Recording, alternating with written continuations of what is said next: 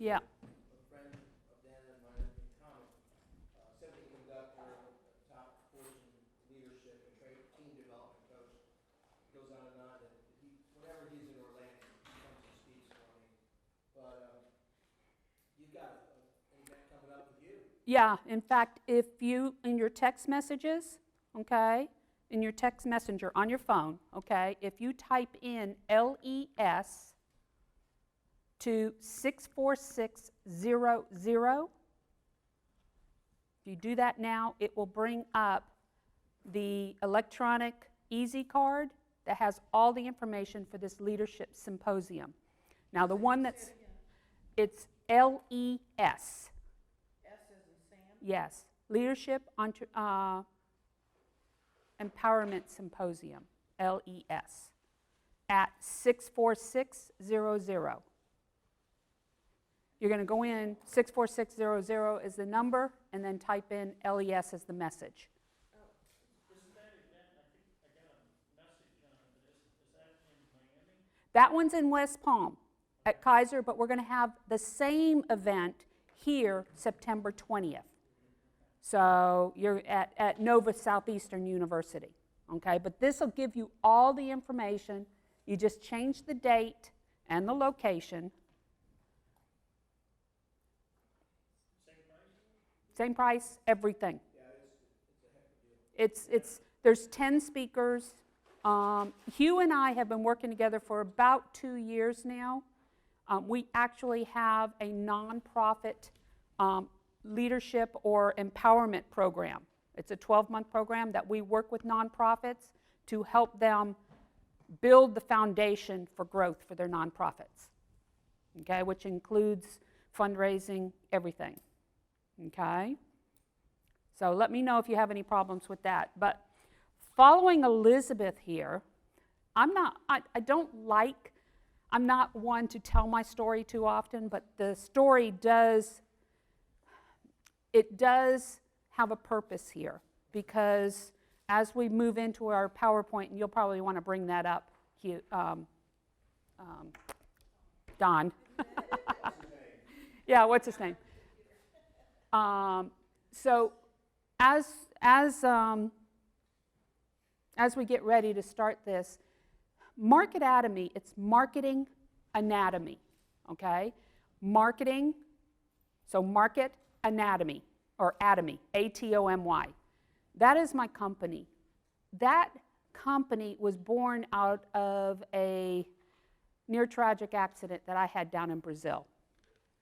I was laid off in 2009 from Turner Construction after almost 40 years in the architectural engineering construction market. And at that time, the whole world was going through an economic recession. Well, as a strategist, I knew where the market was going, and there was no way I was going to get back into the AEC market here or anywhere other than Brazil. And do you know why Brazil was saved from the economic recession at that time? It was because they were a cash country. Banks were not overrun.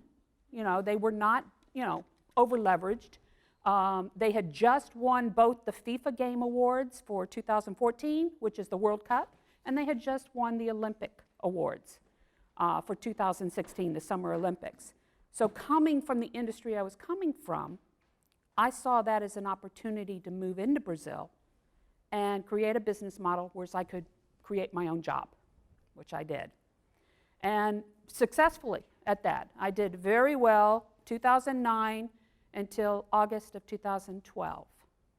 Brazil they're very good at visionaries. They're good at planning and, and partying. That's Brazil, okay? But they're terrible when it comes to planning, pre-planning.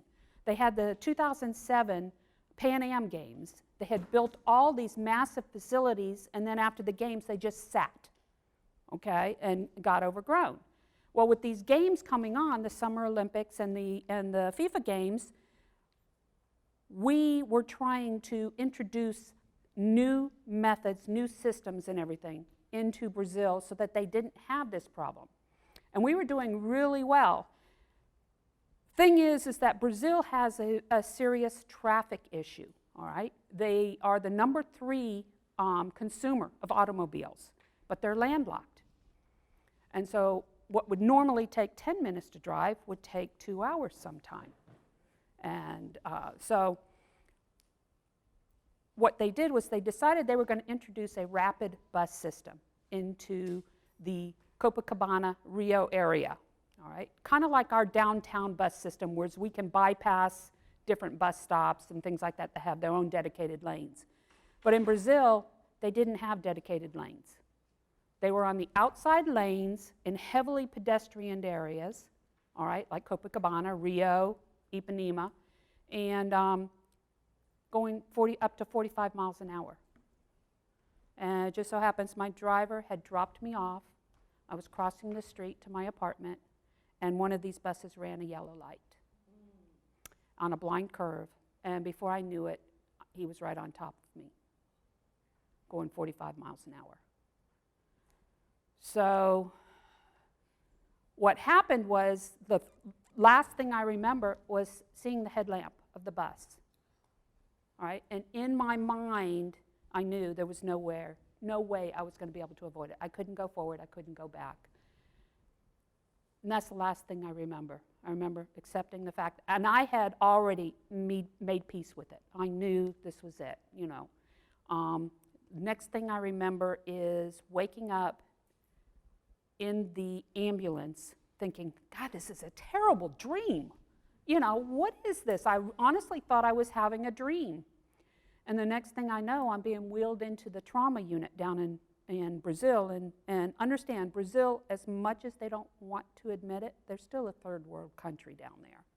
So as I'm being wheeled into the trauma unit, all the air conditioning vents, they're hanging out. I see all the mold and mildew, and I'm thinking to myself, God, if I don't die from this accident, I'm going to die from a staph infection, you know. I don't speak the language well enough to be able to communicate, and none of the nurses and everybody, none of them spoke the language. So imagine being wheeled into a trauma unit, into a room that has 12 to 14 beds in it, no curtains, anything. You're totally laid out. Here I am, I'm a woman that is very much in control up to this point. I'm thinking, okay, I can control everything, okay? But at this point, I couldn't. At this point, and totally helpless. And my husband wasn't there. There was no family members there. The only one there was my driver and my representative, and they couldn't come in and see me because they weren't family. So what they did was, my driver's wife's brother was a physician. They called him, said, look, we've got to get information on her, you know. We don't know what's going on. He went in there. I remember talking to him, and he came out and says, we need to get her out of here or she's not going to live, you know. So at this point, my rep happens to have 2 brothers that were physicians in Brazil.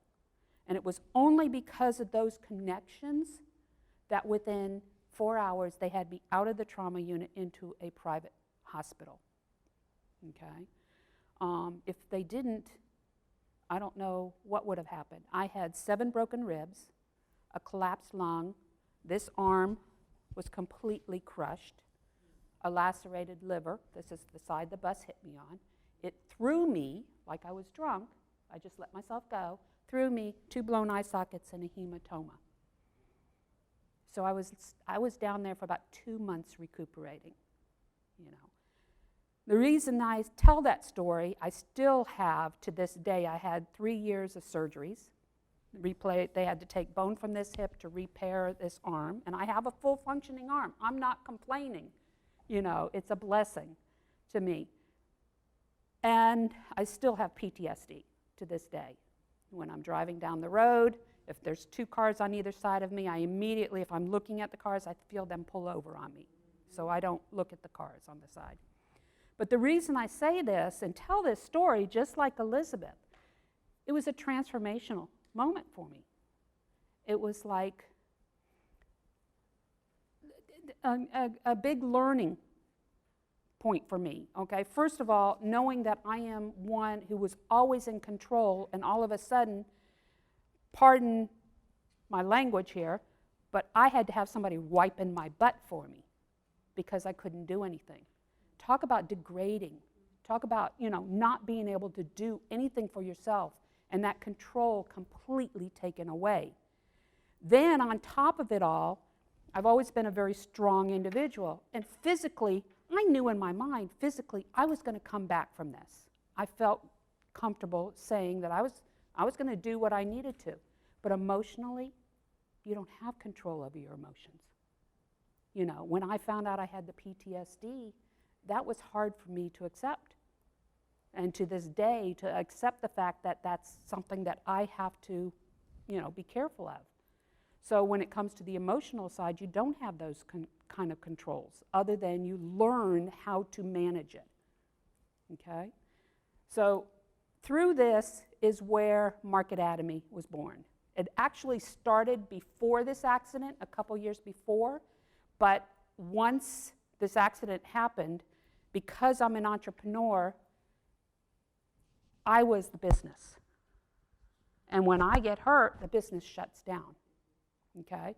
And so it was my decision at that time that I was going to keep other businesses from having this happen and teach them how to build a business that has that backing behind them, the foundation to where they can continue going during events like this.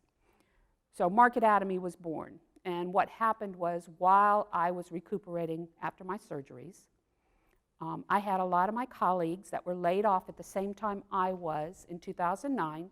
Remember, this was a period where the architectural, engineering, and construction market pretty much stopped. And they either had to start their own businesses because they couldn't find work, or they got out. A lot of these had started their businesses on a good product or service that they had, but they didn't know how to build a business around it. And that's where my passion is now with Marketatomy, is teaching small and medium businesses how to build a solid foundation for scalability, for growth in your business. That includes for-profit and not-for-profit businesses. And I do that through education, through teaching skills, through collaboration, introducing them to cognitive awareness. And that's how I do it with my clients. So, Don, you want to go to the next one? Next slide. Mention perhaps, I'm sure you know at some point, but that you're very involved with the UCF incubator. Yes, I am part of the Winter Springs branch of the UCF Business Incubator. Okay, so go ahead and hit the first one. This is the Marketatomy concept. This is the brand of my company. Okay, so I want you to look at, this is the circulatory, the human body. All right, now click. Okay, the heart of the body, just like the heart of your business, that is your why. That's your passion. That's why Elizabeth does what she does. That's why I do what I do. Think about why you do what you do. And I heard the stories in here. The nonprofit, the nonprofit side, the giving back. That's your why. Now, click again. The brain of your business, that's your how. That's your game plan. That's your systems you put in place. That's your procedures you put in place. That's also where your product or service offering is located. Now, in the human body, can the heart operate without the brain and vice versa? No. It's the same thing in business. You can click again. In business, the heart and the brain, your how and why, have to work together to push, you have to do it again, sorry, to push your message, your why message out through the veins, which are your marketing channels, okay, to the body, which is your who. Does that make sense? Okay. Now, let's take it one step further, Don. You're going backwards.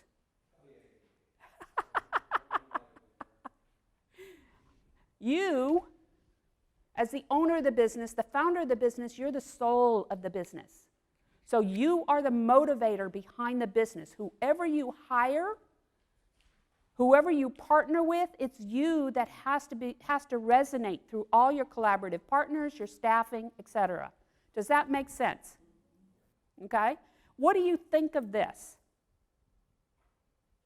Anybody? Is this fairly clear? Yeah. A lot of business owners do not understand this. So when we talk about marketing, when we talk about, social media, digital marketing, when we talk about collaboration, when we talk about trade shows, when we talk about everything, all right, that's more than just the marketing. Your systems, your methodologies, all of that plays into the customer experience. So, and you can go again, Don. So my number one point is you can have everything in place. You can have a product, you can have a service, you can have everything in place, but without customers, there is no business. It's like being pregnant without a way to deliver. Think about it. Okay? Next one. So we're going to talk a little bit. You've got worksheets in front of you. If you don't, I've got some right in front of my thing here. Okay? And we're going to go through this a little bit. This is just a brief overview of a 4-part module series. Do you need one? Here's one right here. I'll get it. Yeah. Whoops. There you go. Uh-huh. So this is an abbreviated version of a 4-part modular series that I've developed, and it's called Journey Mapping. Okay? Customers, when we are entrepreneurs, the majority of entrepreneurs, not yet, Don.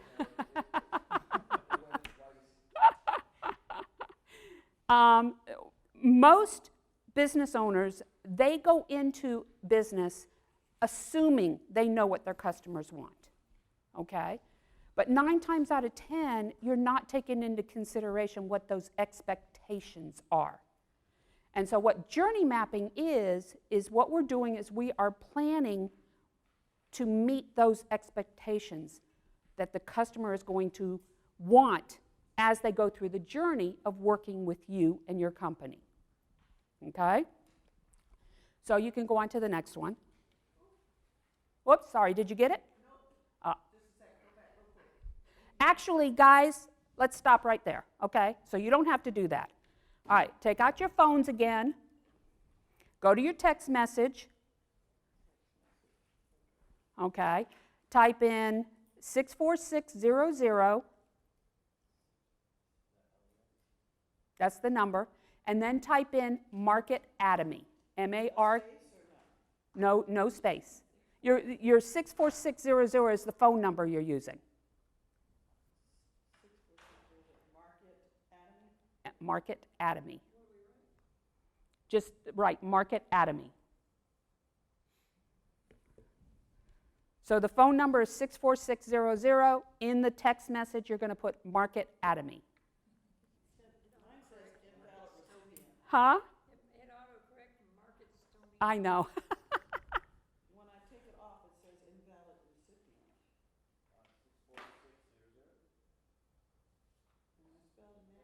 Let's see. Yeah. Atomy. Okay. What that's going to do is going to send me a message. I will forward this PowerPoint presentation to you. Okay?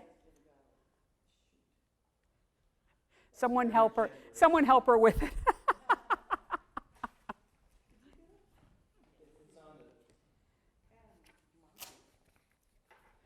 All right. So, Don, you can keep going. So first of all, let's talk a little bit about what the customer journey is. Okay? The customer journey is really, yeah, we must have. Keep going, back a little bit, again. Go back again.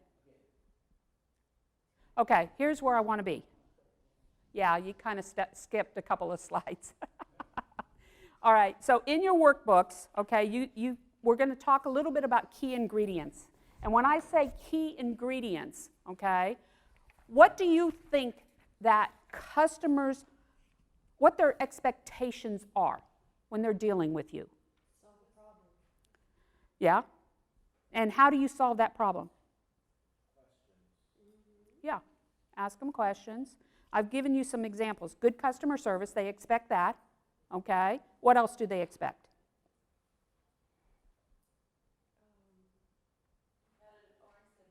Quality product, right? Yeah, they want to know that you understand, that you hear them, what they want. Yeah, when they're, yeah. Long-lasting value. Value, okay, And that you reply as soon as they okay. as soon as they think it, before they dial it, that you get. That's what we're driving towards. That's what we're driving towards, okay? So I gave an example there, good customer service. That speaks to the how you will grow your customer base. All right, if we talk about quality service, or not, quality product, all right, what does that speak to? What? Yeah, what you're going to do to grow your customer base.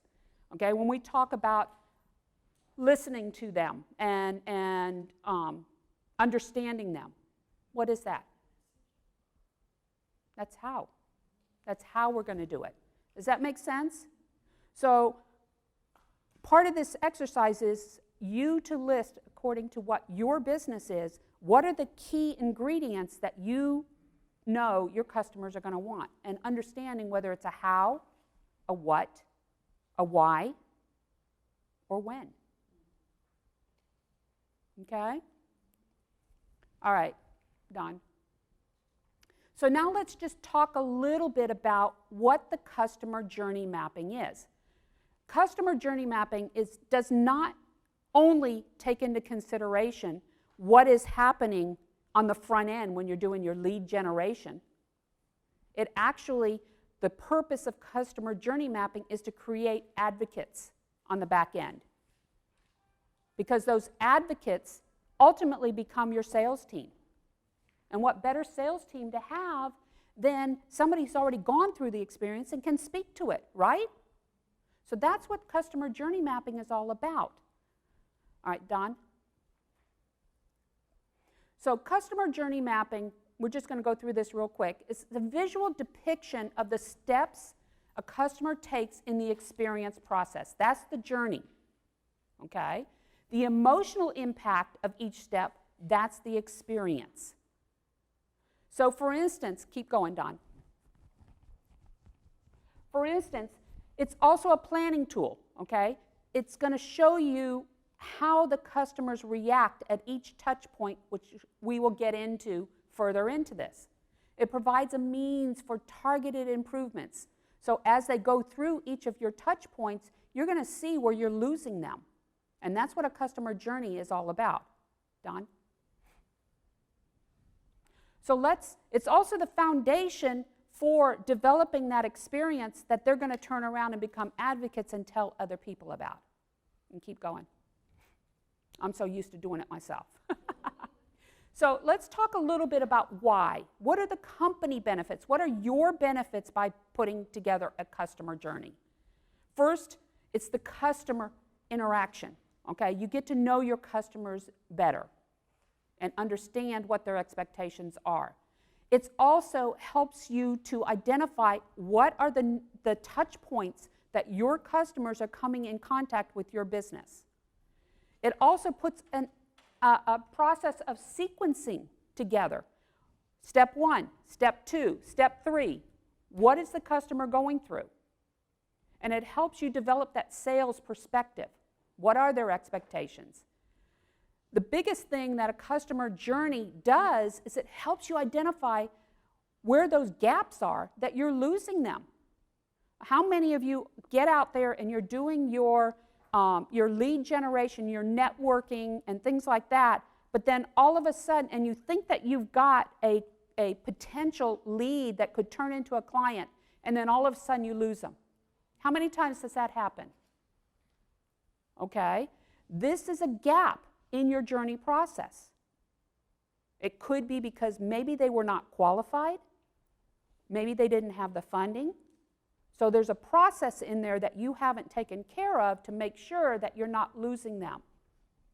And that's what a customer journey will teach you. What happens after you get them as a client and you start working with them, and all of a sudden they drop off the map. They don't return phone calls and stuff like that, right? A lot of times that's because there hasn't been an expectation that's been met. And they've found somebody else to meet that expectation. Yeah. It also helps you get customer feedback. And it also introduces efficiency so that you can move them through the process faster. Okay, next. Now, here are the benefits for the customer. As you said, they feel they've been heard. There's nothing that customers hate is to have to repeat the same thing over and over again to everybody within the company. They feel as though the consistency is there. They know that every time they go back, they're going to get the same answers or they're going to have the same experience. They feel appreciated, make it as simple as possible because, as a strategist, I work with a lot of other strategists. And when I'm dealing with the small and medium businesses, these other strategists come in and they speak in terminology and language that is above their head. And how do you think that makes them feel? This is the experience. How does that make them feel? When I come in, coming from a background of a small business owner with 2 failed businesses, I know what their pain points are. So I can speak to those. And so therefore they feel as though they're listened, they're heard, they feel as though they can relate because I've been through it. Okay, next. All right, so here's where the customer journey mapping process is going. And this is critical to keep in mind, okay? We've heard about AI, we've heard about AR, we've heard about, a lot of the new technology that's coming up. Think about augmented reality, all right? What's happening now is this augmented reality is coming in to whereas ultimately we will get to a point where you can have something on your phone and you go to it and it brings up a holographic image from your phone. What do you think that would do to the customer experience? Engage them more, right? Right. Right. This, the cell phone that I've got, the Easy Card that I just had you've gotten my Easy Card now, okay? This is a mobile application that I've recently taken on. Don, you know about it, okay? This is such a cool tool for just when you're in meetings like this, just being able to refer people, because I do everything I do, as a strategist, I don't implement anything. I surround myself with the people who do the implementation. I am almost like a project manager over the growth process for my companies. And then as they get to a stage where they need a web developer or they need this or that, I can immediately just send them these e-cards, these easy cards, and they can go and vet them themselves, okay?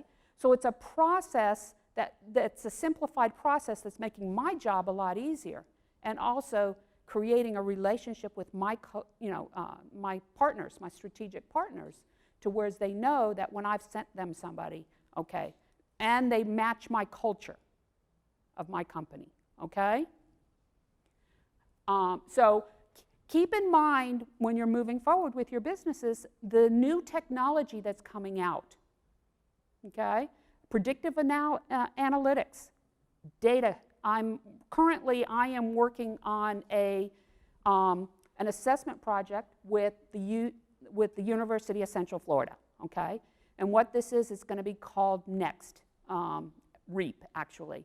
It's Robust Entrepreneurial Assessment Platform. What it does is it will assess companies across 21 different key performance indicators. How many of you know what KPIs are? Okay. KPIs are basically the foundational elements that make up a successful business. Finance, operations, marketing, all of this. We're on 21 different KPIs, and then from there we gather that data to help us understand the actual analytics of where small businesses are nowadays. Right now, did you know the SBA qualifies a small business as 500 employees or less? 500 employees or less. That's a small business according to SBA. Okay? When the 86% of the businesses failing have less than 10 employees. Most of them are 1 and 2 employees. Okay? So why it's important that we start gathering that data from the smaller micro companies so that we have some research and some information so that we can understand. My number one goal with Marketatomy is I want to make a dent and reduce the number of failed businesses in the U.S. Because if we reduce and improve the success rate of small businesses, that's only going to improve our GDP, improve our labor force, get more employees out there working. It's only going to have a balloon effect on everything that's happening within our economic status right now, okay? Okay, Don. So here's what we're going to talk about. There's 2 types of customer journey experiences, okay? First is the macro customer journey. The macro customer journey, think about it this way, okay? You've got a process that you take your customers through, all right? They come in, you've got lead generation process, you get them into the company, you have an onboarding process. They go through accounting, they get on the books, things like that. You've got a customer service process. That is your internal process. That is the macro customer journey. That's the journey according to your business, your company. Next one. The micro customer journey is actually the experience of the customer. What is going through their minds? What expectations do they have as they go through your company journey? So do you see the difference here? One is from the company viewpoint, and one is from the customer viewpoint. Does that make sense? Okay, Don? So what is the purpose? And you're going to go through each of these. Go ahead and go through them all. The purpose behind the customer journey process is it saves time, it saves dollars, minimizes competitive poaching, builds credibility, and creates raving fans on the back end.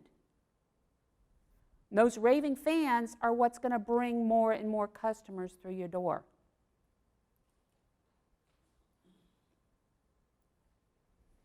Okay?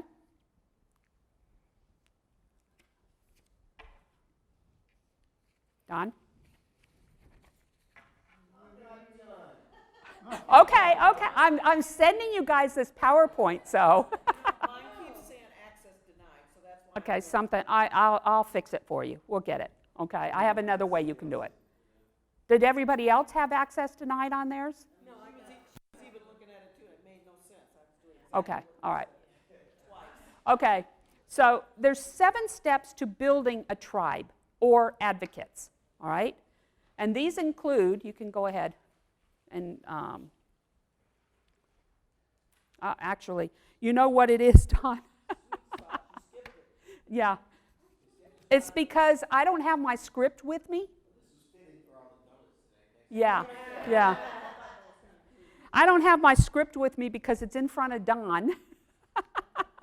That talks about the 7 steps. But I will get that to you, okay?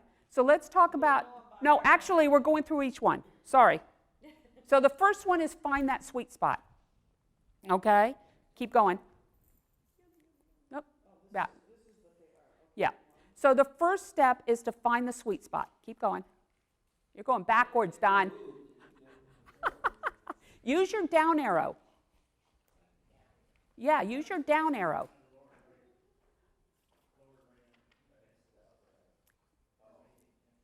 Yeah, use that. You should be able to use your down arrow. Yeah.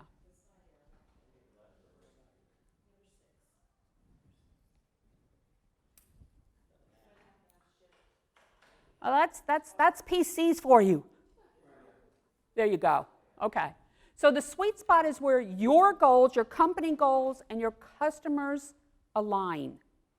It's not about what you care about, it's what your customer wants or needs. Okay? If you keep going. Sorry about that. All right, so this is you, okay? You've got profit margins that you have to meet. You have a solution for the customer. You have an experience level, and you have transparency. The customer, on the other hand, wants price, so your profit margin and their price has to match to where it's going to be satisfactory for them. They have a problem that you're going to solve.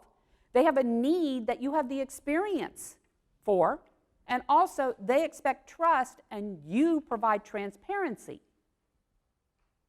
That is your sweet spot. Keep going. So in order to find that sweet spot, there's 3 things that you have to take into consideration, okay? What you know, which is all fact-based, that's your experience, okay? What you think you know, which is your confidence. You know, we go into business with a confidence level. All right, I didn't know everything that I know now when I started my business, but I could fake it till I made it. Yeah. And then also what you believe. That's your belief. That's your why you're in business. That's conviction. When those 3 interact and overlap, that's your sweet spot. So when your conviction matches your customer's needs and they get it, all right, when what you think you know, they understand, and what you do know backs up what you're providing, that's your sweet spot. Okay? Any questions on that? No? Okay, keep going. Okay, so anytime we talk about the journey is all about the story. How many of you have a story for your business? You know, my story is what happened in Brazil and why I decided I was going to do this. All right? You need to build a story because that's what resonates with your customers. That's where that transparency level comes in. Okay? What Elizabeth talked about and why she does everything that she does. That's the story behind her business and what she does. You want to find and you want to be able to identify that story. If any of you are interested, I have a worksheet for building your own story. Okay? Just let me know. You've got my text now, my phone number. You can text me and say, look, I'm interested in that. Okay? Keep going. The factors that affect your story: who you are as a brand, who are you trying to reach, who is your ideal customer. And if you tell me that it's anybody who is looking for a home, okay, in Orlando or in Central Florida, that's not focused enough, all right?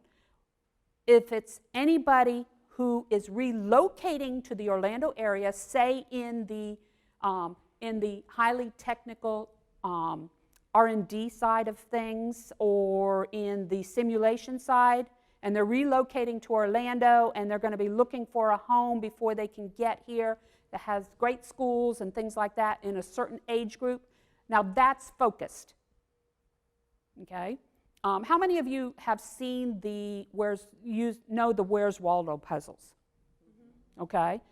Think about Where's Waldo when we talk about your customer, all right? If you know the clothes they wear, what they look like, what their age demographic is and everything, do you think that that would make it easier for you to find Waldo in a group of other similar Waldos, right? That's what we're trying to do. We're trying to narrow the scope so that we can get a better understanding of who our customers are. Okay? How will you reach them? Until you know who they are, you're not going to know what channels you're going to use. Keep going, Don. So there's 2 ingredients that resonate in your story. Your brand tells of your experience and credibility, and your customers need to hear and understand what it is you're offering.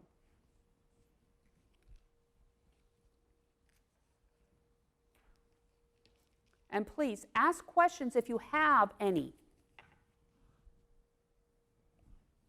Okay, keep going.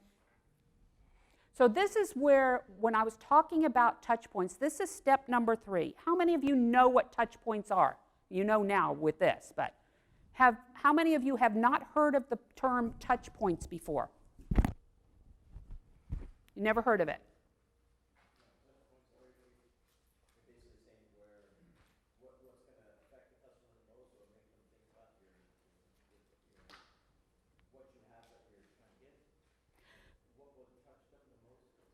Yeah, no, that's most people think touch points is how many times they have to see your brand, okay? You see what I'm saying? And it usually takes 9 to 12 times before they'll take action on a brand. Used to be less than that, but now it's more, you know. But touch points in this scenario is your website, okay? And we'll go through a touch point map, a simplified touch point map. It's your social, it's your digital marketing. It's anything that you use to market your company that your customer can interact with, okay? Not only on the marketing side. Now think about it. As your customers are onboarded, who do they come in contact with within your company? The gatekeeper, the accountant, right? Customer service maybe. Those are all touch points. Does that make sense? So every single touch point, you may have hundreds of touch points for one product or one service. So it's important to understand what are your touch points. Let's go ahead further. Okay? There are also some touch points that are not controlled, that cannot be controlled. What are some that you think of? Other than this, what are some? Yelp. Exactly, exactly. Even your social media, Facebook, LinkedIn, all of them, you know, may not be controlled completely. But let's use Yelp. Let's use what are some of the other ones, the star-rated ones? TripAdvisor, right? I use Kindle all the time. I read books like crazy, and before I will buy a book, I actually look at the ratings, okay? Anything 4.5 stars to 5, I'm good with. But then that 4.5 to 5, I look at the actual, what the ratings are and what they said. If you've got, say, 20 good ratings and maybe 1 or 2 bad ones, you can pretty much throw those away, okay, and say, okay, this is good. But if you've got, say, 8 bad ones, and maybe 3 or 4 that say, oh, this is great, you know, this is a great book and everything, I'm probably not going to buy it. All right? So when I say that, that's one way that it's not controlled, that you can pretty much, as a consumer, go in and look. But the other thing is as a company, how can you offset or balance out the bad ratings? If somebody goes into Yelp or something and says something negative about an experience they had with you, do you just ignore it? No.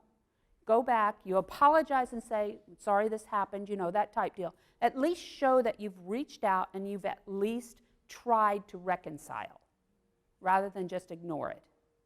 When a consumer sees you at least trying that, they know, okay, they at least tried to do something. You're going to always run into somebody who is just, they just had a bad day or something like that, you know, that type deal. Somebody mentioned TripAdvisor. Uh-huh. I can look through TripAdvisor, and I bet you can too. And it's pretty easy to spot somebody who's just being snarky Oh, yeah. and who's probably Yeah. versus a legitimate. Right. I use Airbnb a lot.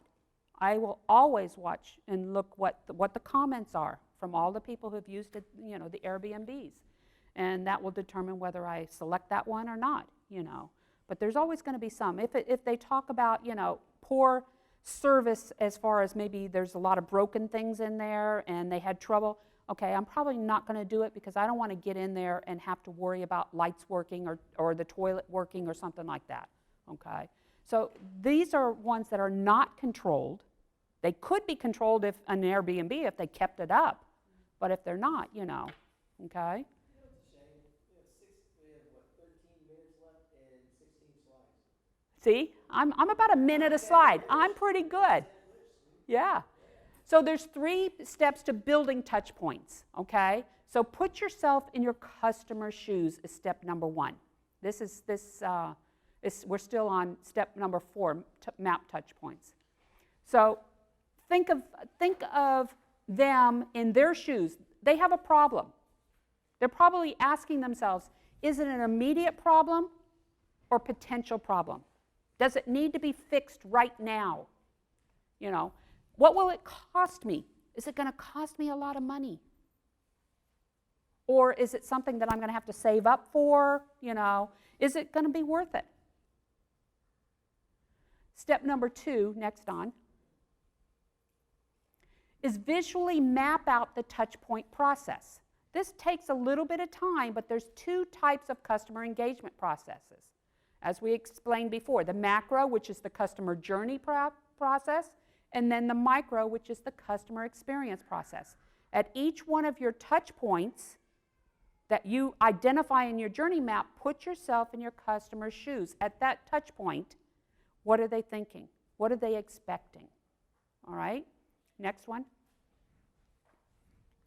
Step number 3 is identify the pain point, and they generally will fall into 4 categories. Either it's financial,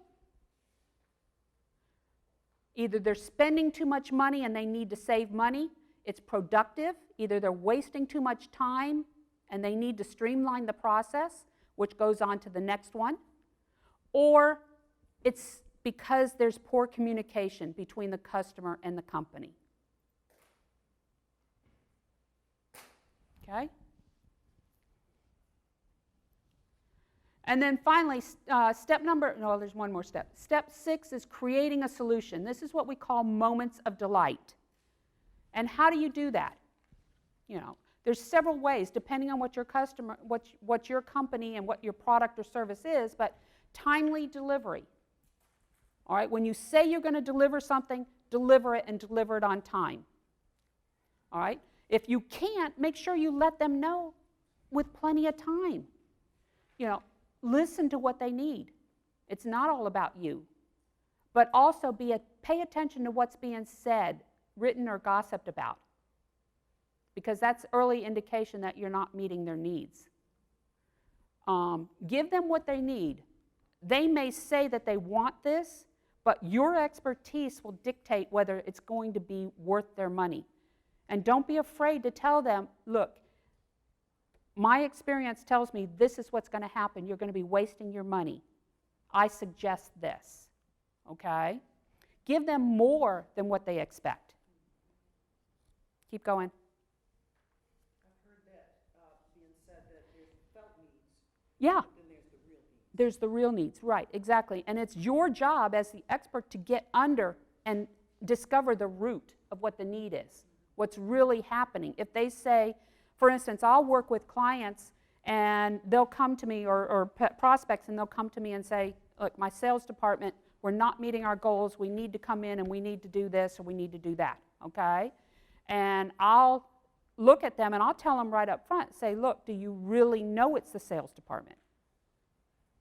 And then I talk them into and explain to them, let's look at everything that feeds into this and let's explore everything, because it could be your messaging is wrong. It could be maybe your pricing is out of whack. It could be, maybe you've got the wrong people in the wrong position. You're forcing them to do sales and they're not salesmen. Okay, maybe they're more customer service and they would be better served to do that. and add more value to the company. So we explore it from a holistic point of view. And then this just tells you a little bit more about how you can explore what the experience is. Okay, next. Again, what are touch points? We're going to move through this pretty quick. We talked about it. Okay, next. You or your touch points form a foundation they form a foundation. We went through a lot of this stuff. See, we're going fast, Don. All right, up, back. Okay. So this is where we get to, as you said, the feelings, all right? We've all, hopefully most of us here have been in relationships, right? Are your relationships all like this? Happy, feel good?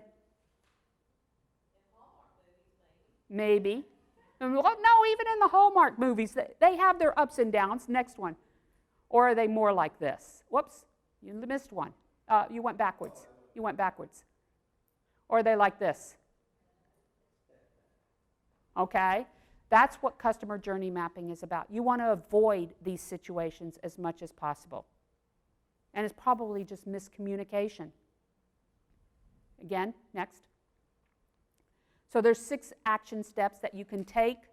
Identify the nature of the journey the customers take from their point of view, understand how they navigate, etc. We're going to go through, I think I have a slide in here where we're going to go through one. Go to the next one. This is it, okay.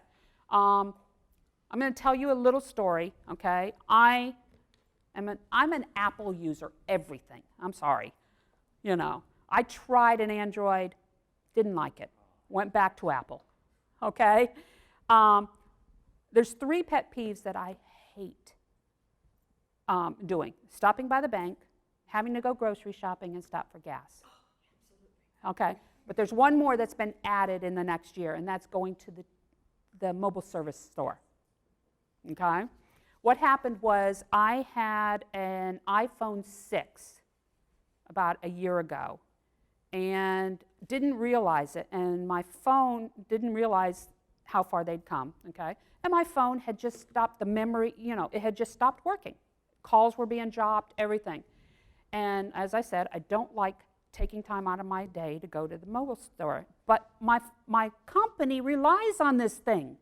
You know, that's why I use Apple, because everything's connected. Finally, I broke down about 2.5 weeks later and went in and said, okay, what's going on, you know? And he told me, he said, look, he said, this is an iPhone 6. He says, we're now servicing iPhone 10. We don't even service the 6 anymore. I'd only had the phone for about a year, year and a half, okay? And I said, my God, I said, why am I just finding out this? And they said, well, you know, and I said, you've got a database. You knew what kind of phone I had, okay? I'm sure I'm not the only one who came in with this problem with the iPhone 6. It turned out that, you know how you get all those scam calls? And I was blocking them. It was filling in my memory. And so my memory was full. Even though my phone did not show it because I had deleted them all, it was still in my memory database. Can you get that out? No, I had to upgrade.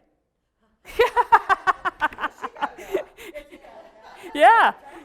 So I told him, I said, look, guys, I said, you have a database. You have all the information you need. Why didn't you send me an email or a text message saying, look, we've had these problems with iPhone 6. I notice you're in an iPhone 6. We're now at iPhone 10. I would have paid attention to that and probably brought my phone in sooner, okay? But they didn't do that. And his comment to me was, well, Apple puts this stuff out all the time. And I said, Apple sends me stuff all the time. I don't pay attention to Apple's messages. But you, I would pay attention to because you're my service provider, okay? So what I've done here is I've built a little touch point map, okay? Now, with that in mind, if they had taken a proactive approach, what would they have done, do you think? They would have sent an email. Go ahead and click, Don.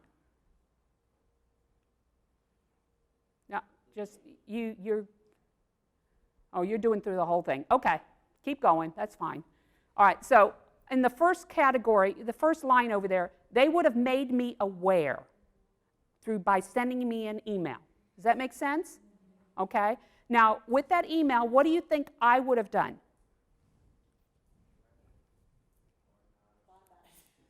I probably would have visited their website or checked into chat rooms, which is the discovery process, okay? Checked into chat rooms to find out what are the ratings on this new upgrade phone, okay? If there's been any bad reviews on it, things like that, right? Okay, so that's another touch point, 2 touch points. It could have been chat rooms, it could have been the website, okay? After that, where do you think I would have gone? Yep, and where would I have gone to purchase?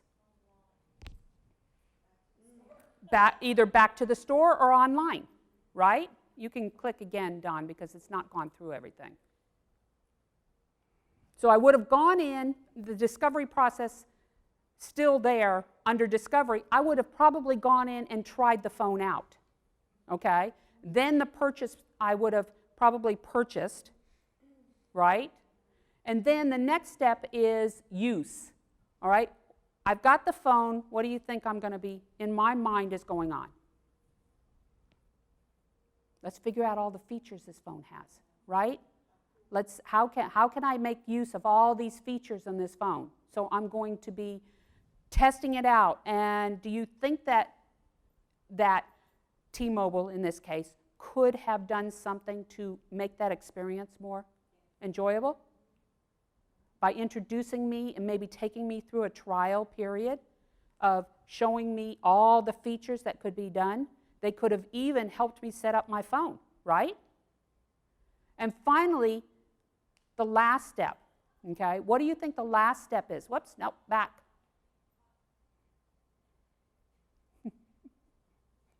What do you think the last step is? Yes. Yes, testimonials. You want that. They would want me going to other business owners that I know that may be having problems with their phone and just bragging about what they did to make my job easier and make it easier for me to upgrade to the 10, right? Rather than forcing me to do it because my other phone wasn't working. So here I am. I'm still with T-Mobile, okay? I still have the i10, but what am I doing? I'm telling you the problem I had with T-Mobile. Do you think T-Mobile wants to have a bunch of people telling about the problems they had with them? You know, more than likely I'm going to be switching, but we'll see. See what they do. So that is a touch point map, but thinking about it every step from the customer's point of view. Does that make sense? Any questions? Okay, next one. So customers' expectations, okay? Customer satisfaction is reflected in their expectations and the experiences they have. But it's also reflected, here's where we're getting back to, T-Mobile, reflected in both the past and the current. I'm giving them an opportunity, okay, to turn my experience around. So just because they have a bad experience doesn't mean it can't be turned around. Okay, next. There's 4 methods for gaining customer insights, as you can see. Okay, you're going to use your social media, you're going to use your digital marketing. Pay attention to human experiences by asking questions.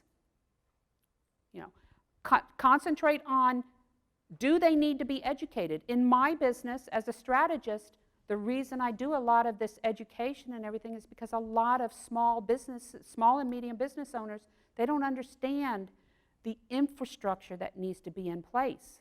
They can't understand why customers aren't flocking to their door because they've got a great quality product or service, okay, but the customers aren't coming. The customers aren't coming because they don't know about you. They don't know what it is you're offering. So we've got to capitalize on those customers we do have to help spread the word. And that's what advocacy is all about. You know. Next.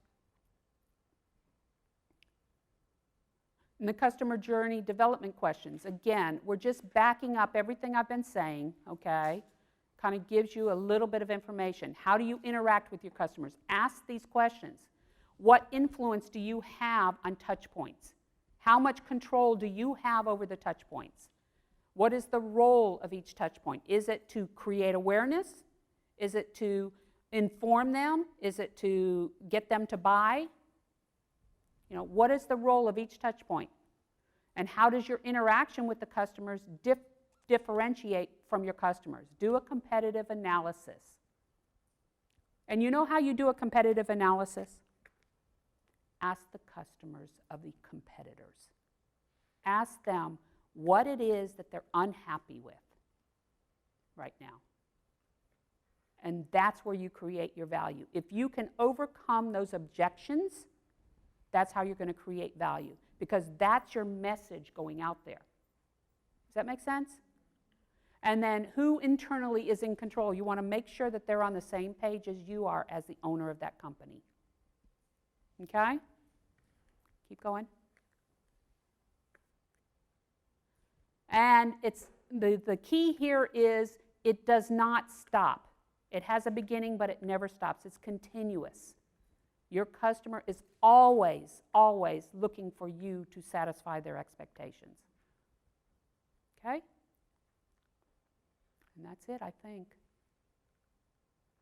Oh, these are the negative, these are the third party, uncontrollable. Next. And that's it.